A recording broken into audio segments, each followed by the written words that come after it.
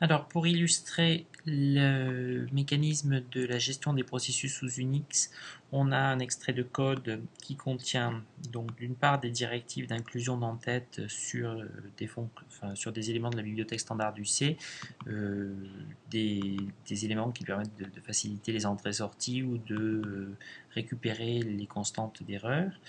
Puis des directives d'inclusion d'entête qui concernent la bibliothèque Unix, donc des types qui permettent de définir par exemple l'identifiant d'un processus, des fonctions comme la fonction wait qui permet de synchroniser des processus père et fils, et l'appel général de la bibliothèque Unix, donc unistd.h, qui permettra par exemple de définir la fonction fork. Donc cet extrait de code propose de définir l'identifiant d'un processus, de créer un fils du programme qui sera en cours d'exécution, enfin du processus qui sera en cours d'exécution. Cet appel système à fork peut d'ailleurs échouer. C'est pourquoi on peut avoir la nécessité de récupérer un retour qui vaudrait -1 en cas d'échec du fork. On suppose que ça se passera bien. Et donc, on a deux cas de figure au retour du fork. Donc, si le retour du fork vaut 0, donc on se situe dans le processus fils, on affichera le PID du processus fils et le PID du processus père, et l'appel à la méthode scanf attendra une saisie de l'utilisateur. Donc, le processus fils sera bloqué. À la fin, le processus fils se terminera en renvoyant le code d'erreur 1. Une sortie normale renvoie généralement 0. Dans le cas où l'appel de fork ne renvoie pas 1, ne renvoie pas 0 plutôt, on est dans le processus père, et donc le père attend la mort de son fils, récupérera éventuellement le code d'erreur du fils dans une variable. Alors là, c'est l'adresse de la variable qui est passée, une variable de type entier,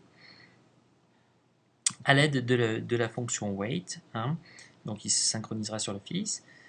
Le père affichera son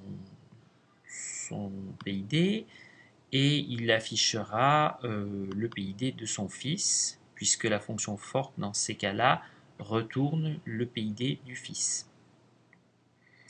Et enfin, le père affichera le PID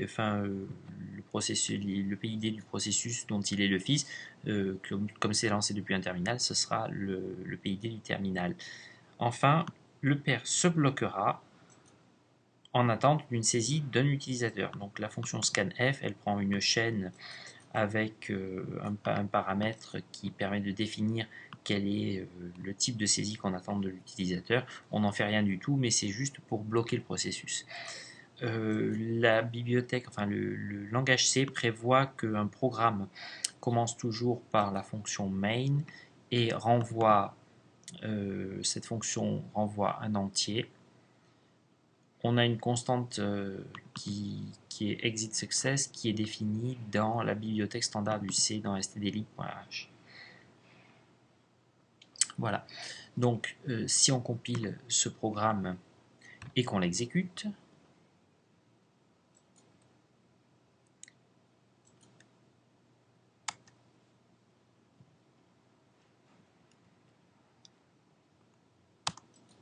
on a donc le fils qui a un PID de 1412, qui est le fils du processus 1411. D'ailleurs, si on ouvre un autre shell et qu'on demande les processus avec les options de parenté, on a donc nos deux shells, et puis le programme qui a été donc lancé sous forme de deux processus, qui sont tous les deux bloqués puisque en attente d'un fichier, en attente d'une saisie utilisateur sur le terminal. Donc le premier processus, le père, a comme PID 1411, son fils a comme PID 1412, il est bien le fils du PPID 1411. Lorsque l'utilisateur fait une saisie, là c'est le fils qui est en cours d'exécution, le fils est terminé, le père, il y a ici un retour du wait, le père récupère le PID du fils qui s'est terminé et peut l'afficher.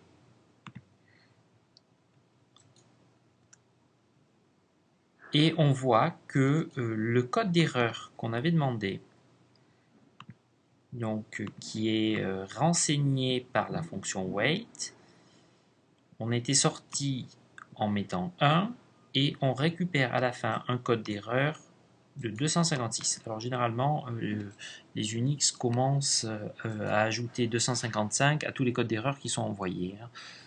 Donc c'est parfaitement normal. On pourrait faire un test supplémentaire en ajoutant 4, on aurait 259. Voilà, donc ça c'était un premier exemple pour illustrer l'état des processus.